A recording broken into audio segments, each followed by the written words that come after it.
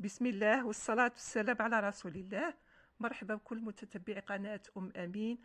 أمين ترحب بكم في مطبخها متواضع، وتتمنى لكم فرجة لها طيبة لهذا الفيديو، وتقول لكم نهاركم مبروك ومعطر بذكر الله وبالصلاة والسلام على رسول الله. اليوم حبيباتي جبت لكم كما راكم تشوفوا فيه بطبيعة الحال قلب اللوز من أروع ما يكون، معسل وبنين وربي يعسل ايامكم، وربي ان شاء الله يحل ايامكم كامل ورمضانكم كريم ان شاء الله. جبت لكم قلت لكم بهذا القلب اللوز رائع رائع وسهل، ومكوناته في متناول الجميع، وطريقته تاني سهلة راح تساعد بزاف المبتدئات وينوضوا يديروه بكل ارتياحية.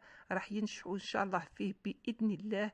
تبعوا برك الفيديو معايا للاخر، ماشي تشوفوا غير نصه ومن بعد تقول لك ما نجحناش، لا، باش ينجح لك تبع معايا للفيديو للاخر ان شاء الله، وراح تنجحي فيه ويجيك ساهل، وراح تدعي لي ان شاء الله. ادعي لي بالشفاء، وادعي لي كامل المؤمنين ربي يشافيهم ان شاء الله.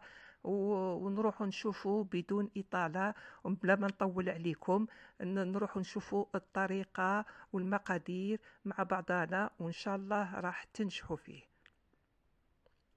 ونشوف اخواتي السنيوه اللي حبيتيها ديريها، ما من شرط تقيدي بالسنيوه تاعي، المهم يكون الكيل تاعك مضبوط، والسنيوه تاعك تكون يعني شويه ثقيله، تكون مليحه فقط.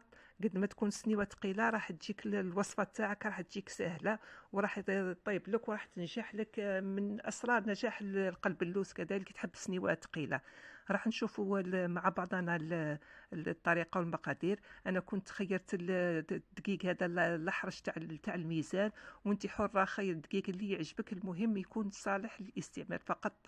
نكيلو الدقيق تاعنا. انا خديت هاد السنيوه، انت قلت لك خدي اي سنيوه تساعدك، خديت هاد السنيوه انايا وكيلت بها.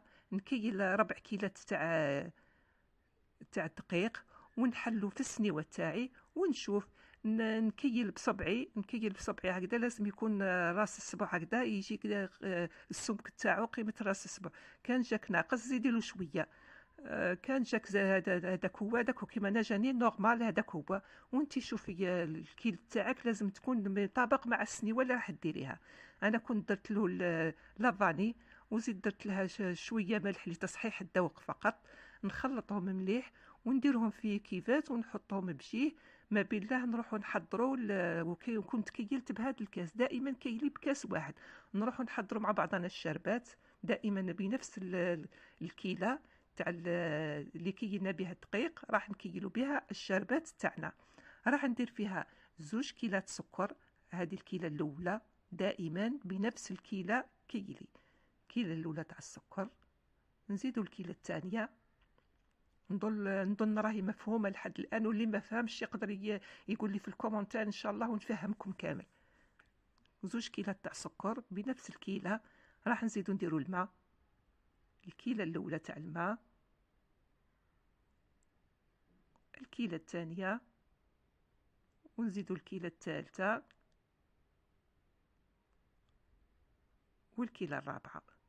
ربع كيسان ماء. ندير لهم شريحه تاع القارص باش السكر تاعنا داك ما ييبسلناش القلب اللوز تاعنا. نخلطوه شويه هكذا حتى يتخلط السكر مع الماء، ونحطوه فوق النار يغلي. نحسب له هو يبدا يغلي، نستنى حتى يبدا يغلي باش نحسب له ربع ساعه ونطفي عليه، حتى يبدا يغلي باش تحسب ليه ربع ساعه. احسبي له ربع ساعه وطفي على الشربات تاعك. مادام راهو الشربات تاعنا راهي تغلي، نروحوا حنايا نوجدوا الخلطه السحريه هذه اللي راح تخلي لك القلب اللوز تاعك يطيب لك في مده وجيزه، ماشي كيما بكري كنا نخلوه حتى نبات باش داك السكر يذوب لنا مع الدقيق. لا، هذه ندوبوها دركا مع بعضنا. نديروا 2 كيلات سكر بنفس الكيله دائما. نزيدوا له الكيلة تاع المزهر، ريحته طالعه تشهي ما شاء الله ريحه المزهر. بنفس الكيلة راح ندير كيلة تاع زيت ونضيفه للخليط. ودائما الاناء اللي ديري فيه الخليط حاولي يكون اناء شويه ضيق هكذا باش يساعدك ويخلط لك الخليط تاعك مليح. ما ديريش اناء واسع ومحلول. نخلط الخليط تاعي مليح حتى يذوب لي كامل داك السكر. هنا السر ان السكر لازم يذوب. اذا ما دابلكش السكر ما راح تنجح لك العمليه. تحصلي على هذا القوام. شوفوا كيفاه جا ثقيل، السكر كامل داب. راح نخلطو دركا مع الدقيق اللي كنت محضراته من قبل. هكذا نفرغوا عليه ونخلطوا مع بعضها مليح. نخلطهم كامل، نخلط المكونات مليح كما راكم تشوفوا. ها نظن الصورة واضحة والعملية سهلة، ما تتطلب لا مكونات بزيادة لا جهد لا مدة طويلة. ما ترضيش توقفي ياسر في البوطاجي في الكوزينة. نجيب البلاط تاعي ندهنه بالسمن تاع المدينة. قلب اللوز تاعنا يحب السمن بزاف، خاصة قلب اللوز الجزائري هذا التقليدي يحب السمن بزيادة. ندهنه بالسمن مليح ونحط الخليط تاعي في السنيوة. عفوا الفيديو تاع الصورة تاع اللي حطيت فيها الخليط تاعي هذا ما خرجت ليش، راحت لي من عارفه كيفاش. كنت حطيته كامل في السنيوه كما راكم تشوفوا، ومسحت السطح تاعو بالكوبات. وتقدروا اللي ما عندوش الكوبات ماشي شرط تقولي ما عنديش كوبات، شمخي مغرب فقط هكذا، شمخيها بالماء ومسحي بظهرها مليح حتى تسوي كاع السطح تاعك. تشمخيها بالماء باش ما يلصقلكش فقط هكذا حتى تحصلي على سطح كما راكي تشوفي فيه هكذا متساوي. راح نقسموا قلب اللوز تاعنا. اقسميه كيما تحبي حبات صغار حبات كبار كيما حبيتي قسميه هكذا. اقسميه مليح طوليا وعرضيا حتى نتحصلوا على حبات تاع قلب اللوز كيما تحبي نتيا هكذا.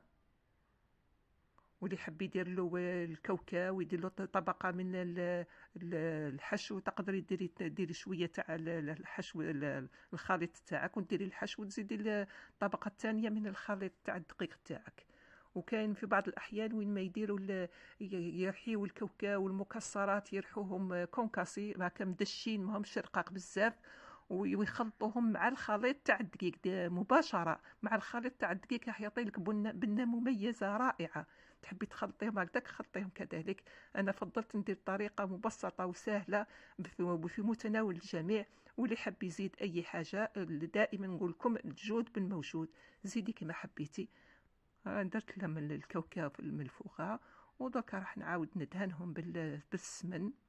ندهن مليح السطح تاع قلب اللوز تاعي بالسمن. دائما نقول لكم قلب اللوز الجزائري التقليدي يحب السمن بزاف. ما عندكش السمن تقدري ديري الزبده، فقط قلت لكم يحب السمن هو تاع التقليدي الجزائري. كما راكم تشوفيها بعد ما درت لها سمن نخليها ترتاح لمده ربع ساعه نص ساعه حتى ساعه ما فيش مشكل.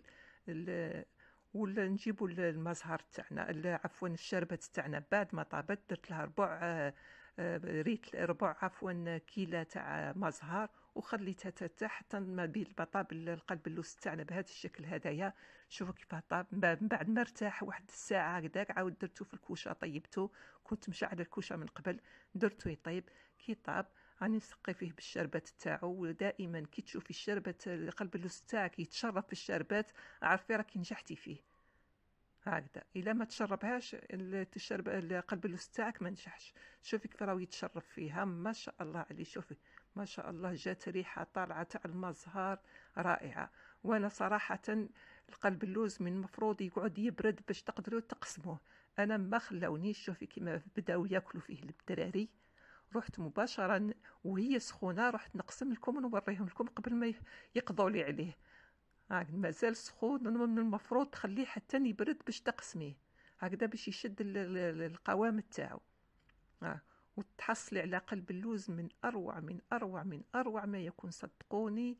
يعني الصوره ما عطاتلوش حقه. راهو قلب اللوز رائع جاء ومعسل وطري.